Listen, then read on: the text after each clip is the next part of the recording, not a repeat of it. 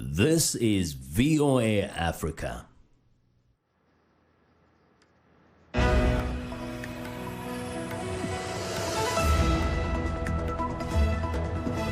Good evening, I'm Esther Githu-Ewart. It's Tuesday, February 18th. This is Africa 54. U.S. Secretary of State Mike Pompeo focuses on security, investment and regional disputes during his visit to Ethiopia. How the Corporate Council on Africa is providing a platform for U.S. and African businesses to explore new trade and investment opportunities. And a new cost-cutting program that helps patients afford expensive cancer drugs.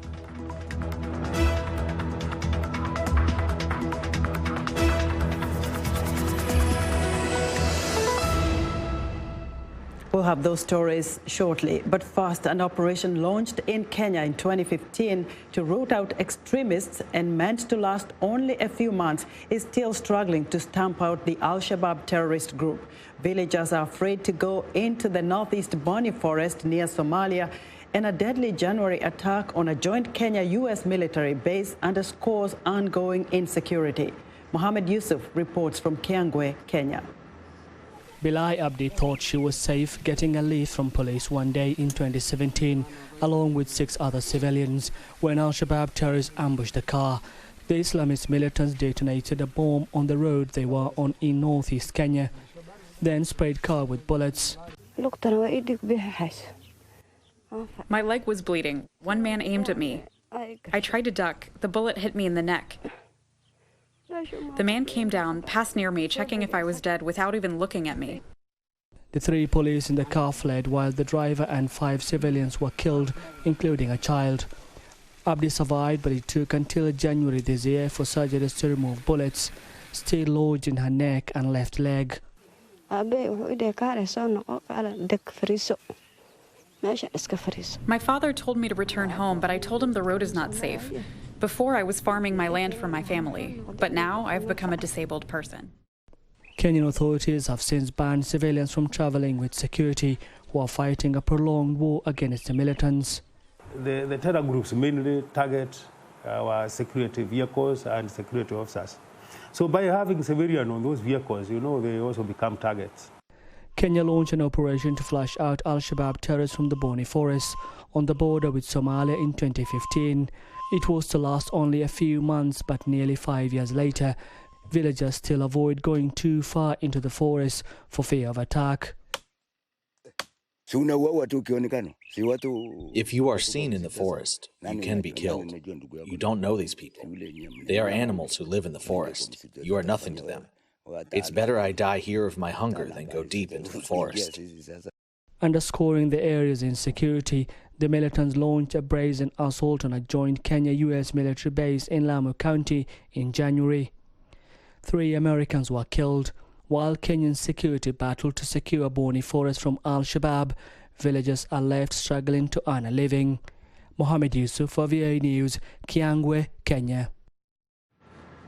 The wife of Lesotho's Prime Minister, who is charged with murdering her predecessor, is set to stand trial on March 17th. A magistrate ruled Tuesday when she appeared in court. Maesaiah Thabane was detained this month and accused of ordering the killing of Prime Minister Thomas Thabane's estranged wife, Lipolelo. Lipolelo Thabane was shot dead in June 2017 near her home in Maseru. Police allege Maesaiah Thabane hired 8 assassins to kill her, but she was not present at the shooting. Maesaiah Thabane has denied any involvement in the killing, but cannot enter a plea until her trial starts. She appeared briefly in court before being driven to Lesotho's State House. Lipolelo, then 58, and Thomas Thabane, now 80, were going through a bitter divorce when she was killed 2 days before her husband's inauguration. Thabane and Maesaiah Thabane, now 42, married 2 months later. U.S. Secretary of State Mike Pompeo met Tuesday with Ethiopian Prime Minister Abiy Ahmed in Addis Ababa, where the 2 men discussed a number of key issues. VOA State Department correspondent Sidi Sain has our report.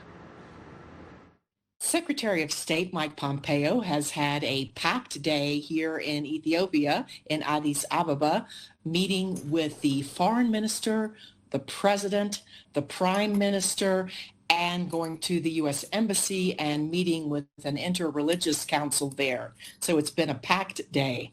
In his meeting with the Ethiopian president, Secretary Pompeo commended her work and her leadership in advancing landmark reforms and her efforts to support women's empowerment initiatives. And later on in the press availability, he said that it was just remarkable that Ethiopia has a woman president. In his meeting with Prime Minister Abiy Ahmed, the secretary said that they discussed the importance of organizing free and fair elections to be held in August later this year. And he thanked the Prime Minister for his leadership in the Horn of Africa and for Ethiopia's peacekeeping deployments to Somalia, Sudan, and South Sudan. At a joint press availability with Ethiopia's foreign minister, I had the opportunity to ask the foreign minister and Secretary Pompeo, and I asked the foreign minister what was the greatest accomplishment these last 2 years, and what was the biggest concern. He was very candid and said that they had made remarkable progress towards reform, but that youth unemployment was his biggest worry. Secretary Pompeo said that for him, the greatest thing about the reform in Ethiopia is that it's coming from Ethiopia itself. And the role of the U.S. was not to impose anything, but simply to support the efforts that are ongoing. The next stop on the trip will be Saudi Arabia and then Oman. Pleasure talking to you. This is Cindy Sain with VOA News in Addis Ababa. Thank you, Cindy. Nigeria's annual inflation rose to its highest level in nearly 2 years in January after land borders were closed to trade in a bid to tackle smuggling. Neka Chile has this update.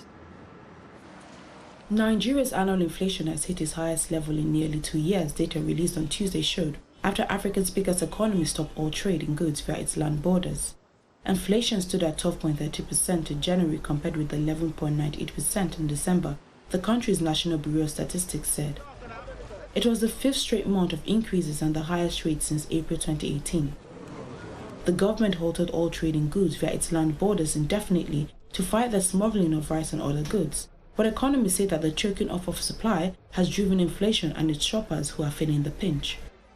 A 50 kg bag of rice, for example, can cost as much as 24,000 naira, or about $65, nearly double the price in July before the borders were first shorted.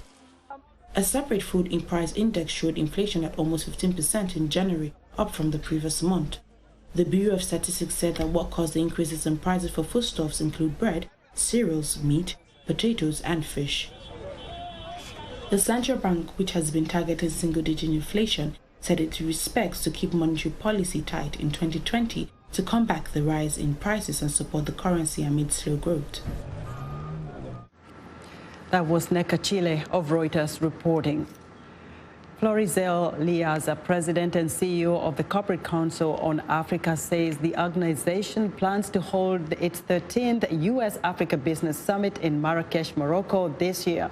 It is the leading U.S. business association focused solely on connecting business interests between the U.S. and Africa. Speaking with VOA's Claudia, Ms. Liaza says her organization is a platform for U.S. and African business and government leaders to explore opportunities. The upcoming summit will be the 13th summit that CCA has organized. It is considered the preeminent conference on U.S.-Africa business and investment, attended by government officials, as well as private sector CEOs and senior executives from across the continent, as well as here in the U.S. And we're looking forward to it for a variety of reasons. We believe that we'll have probably as many as 2,000 participants there to engage with each other, to explore business opportunities on the continent, and to do deals. And so, again, we see it as a critical conference that many people attend. Over the years, we've had more than 50 African heads of state that have attended, and more than 15,000 participants that have come to the U.S.-Africa Business Summit. So this year, what will be the focus, and what do you seek to achieve? Yes. So the focus this year, our theme is on new pathways to U.S.-Africa business engagement. So what are we talking about? What new pathways? So I think you know that the Overseas Private Investment Corporation, OPIC, has now become the Development Finance Corporation, DFC. A second pathway that we see as a new opportunity and pathway in U.S.-Africa business engagement, Exim Bank will be able to work with U.S. companies to ship their products and services to Africa, and African companies that would like to purchase the high-quality products and services from U.S. partners will now be able to have the support of the U.S. Export-Import Bank. And those who are looking at developing Africa for their global and regional value chains will be able to now invest in Africa and trade with Africans as one large market. So these are new pathways that we will be highlighting at the 2020 summit in Marrakesh. So talk to me about bridging the gap or building bridges between African and the U.S. companies. For U.S. companies trying to get into that market and compete with companies from all around the world, we think that in terms of bridging the gap, what we're doing is we're highlighting the opportunities in Africa, the business opportunities in Africa for U.S. companies, so that they can feel, okay, this is what we have the opportunity to explore here on the continent. And then we're bringing the Africans to the table and saying, okay, here are American companies and potential partners. And then we're bringing government officials, both U.S. and African, who are responsible for creating the right environment, the laws, the regulations, et cetera, that can make it easier for U.S. companies to operate in and invest in Africa. We have programs like Prosper Africa, which have been rolled out. In fact, Prosper Africa was rolled out at our summit in Maputo, which are bringing all the U.S. government agencies together, all on the same page to say, okay, company X, you want to go to country A in Africa, here's what the U.S. government can do as a unit to actually help you and support that investment in Africa. That was VOA's Peter Clody speaking with Florizel Liaza, President and CEO of the Corporate Council on Africa. We are excited to hear what you think about Africa 54. Join the discussion on Facebook. The address is Africa 54. We're also streaming our broadcast live on Facebook. Please watch and share our show with your friends. Also, check out our headlines 24/7 on voaafrica.com. Still to come, helping cancer patients afford life-saving medications. We'll be back.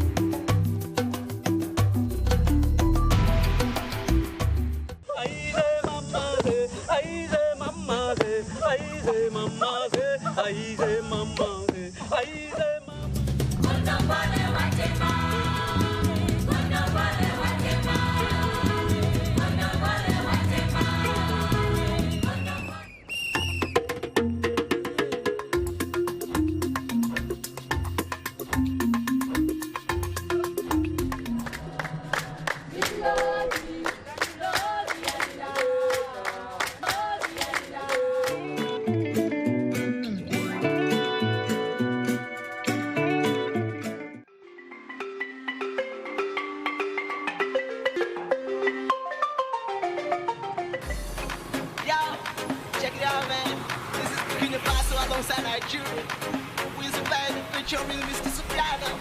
You know what it is. The bad records. Get it on. Too many haters started. I ain't gonna be here. I'm ignoring the fake tracking my pain. I replay. Never fall. Never fall.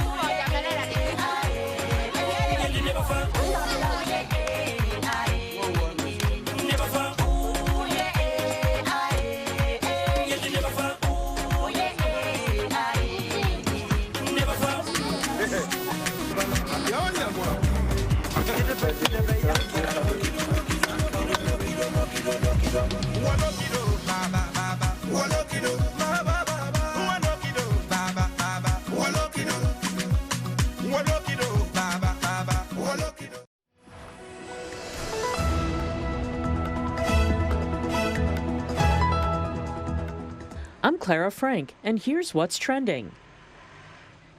Kadina Chipanga decided 20 years ago to take up a trade seen as taboo in Mozambique, a male hairdresser looking after women. He also resolved to focus on dreadlocks, a style unacceptable in some African communities. Now he owns Carapinha, a small business that includes 3 salons in Maputo and a range of hair products. The idea was to create a salon whose focus was to tend to natural hair at a time when people were using more and more chemicals and synthetic hair. Chipanga makes his hair products, including shampoo, using a plant called Lipolelo, or devil's thorn, which was used by his mother and grandmother. Next up, after Lagos authorities introduced a ban on commercial motorbikes and motorized rickshaws, known as Okadas and Kekes, residents are walking more and finding their commutes getting much longer.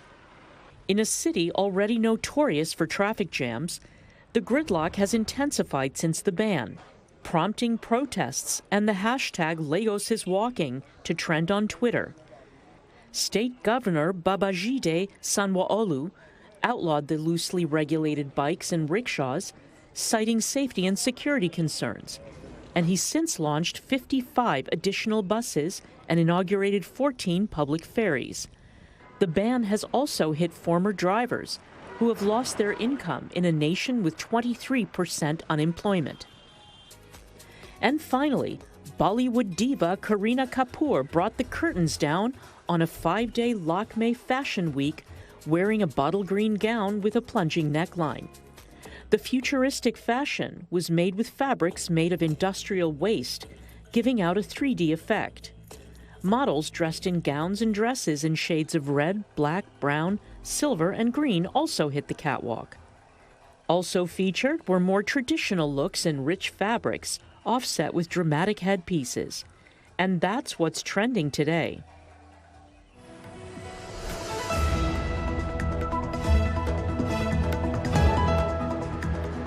It's time for our health segment, and joining us now is Africa 54 health correspondent Lino Mudu with an update on coronavirus. Hello, Lino. Hello, Esther. That's right.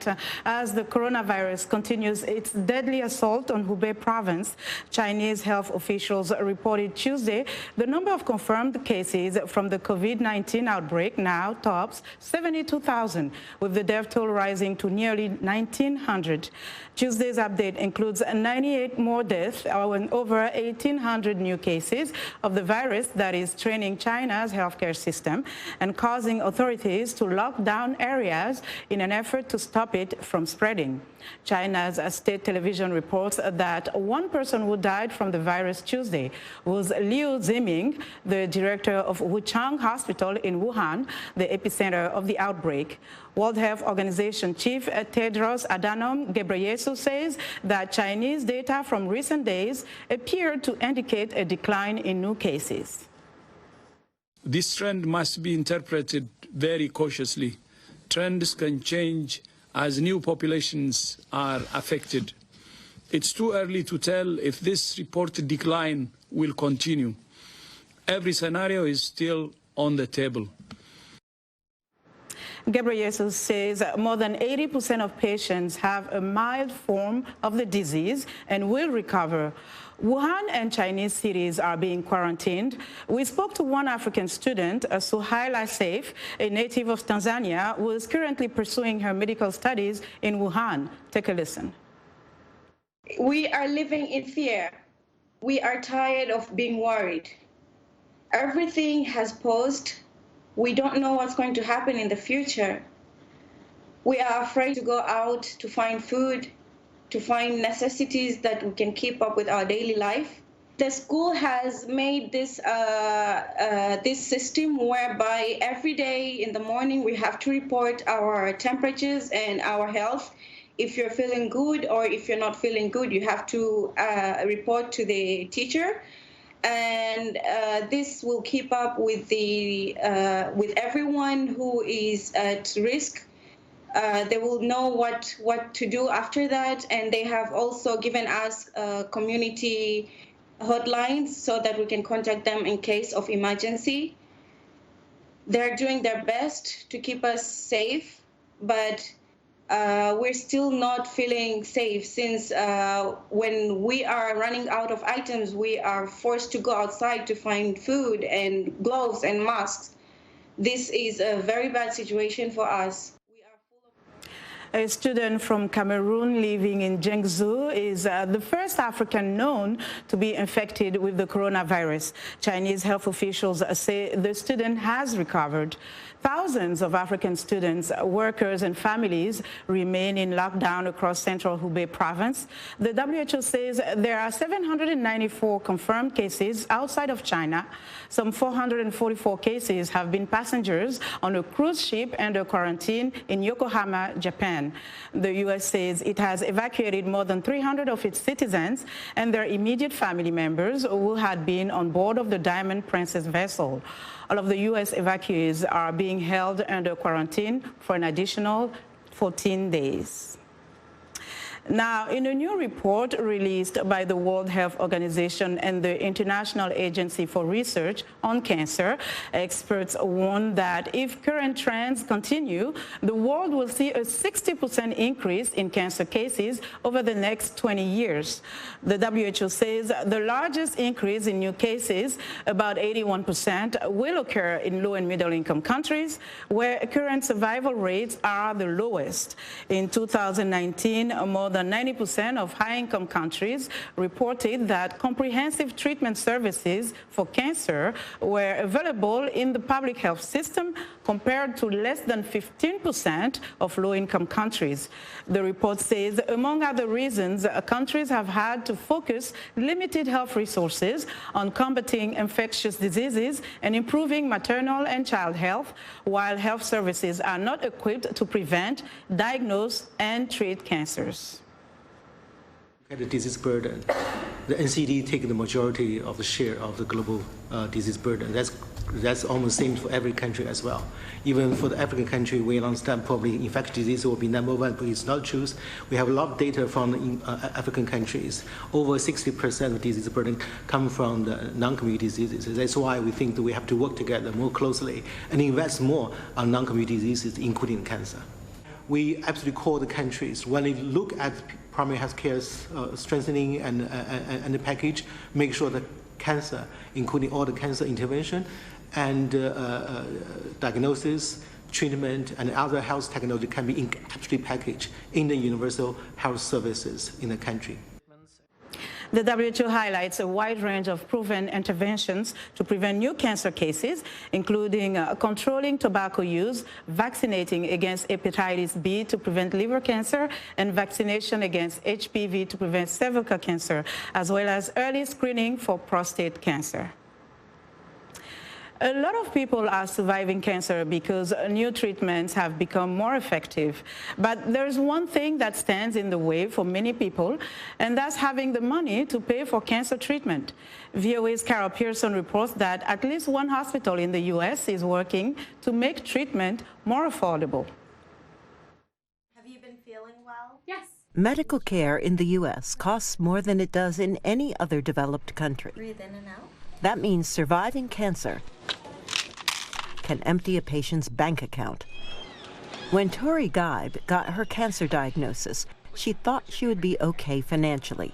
I just went on what they said to do. And at the time, I had really great private insurance. 3 weeks later, her great private insurance stopped covering her medication. I said, well, how much will this be just to get through for the month? And they said, for the 1 month supply, it's $11,000. That's about average for new cancer therapy in the U.S. But to make the situation even worse, it was only one of 13 drugs Gaib needed.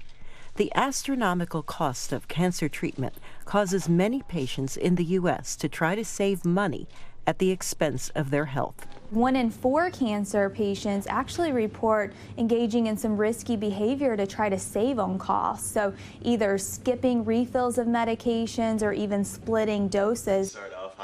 A financial counselor at the Cancer Center helped Gaib find a way to pay for her treatment.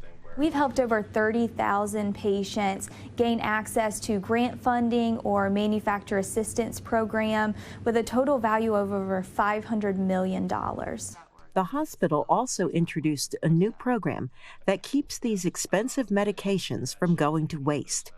Patients can now return pills they don't need. We put that medication into essentially a repository where we wait for the next patient that has a financial need so that we can redispense that medication to another cancer patient. The program helps patients focus on getting well and not stressing about their finances. There's so much stress that goes along with this diagnosis, and you really want to try to minimize that stress along with the cancer. And this is one thing that has been given to me that I'm so thankful and grateful for. Kennerly Shaw says the goal is to start out small and then to expand the program to cover medications for other diseases. Another goal is to provide a model that other institutions can copy so more patients can afford their treatments. Carol Pearson, VOA News. And that's our health report for today. To stay in touch, find me on Twitter at @LenorMandou. Esther, back to you. Thank you so much, Leno. Sure. All right, be sure to watch Leno Mudu's health reports every Tuesday on Africa 54. And that's our show for today. Be sure to watch Africa 54 on our website at voaafrica.com. From all of us here in Washington, have a good evening.